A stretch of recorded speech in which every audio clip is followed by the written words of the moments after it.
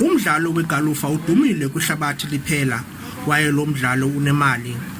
Ezinye ingxaki ajamele nazo lo mdlalo wegalufa ufezekile kana ukushokoxeka kwemali.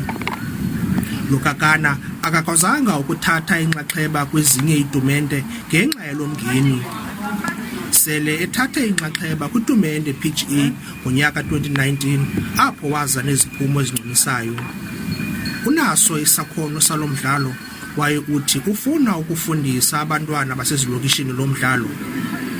Iqhinga lifuna the next 5 years noba ndifuna udlala igolf kwinqanaba eliphezulu.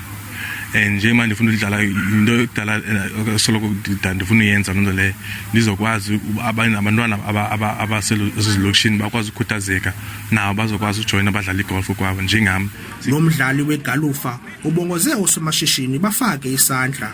Inkulu indima enokudlalwa ngosomashishini ekuhlaleni ekuncedeni ufezekisa amaphupha akhe.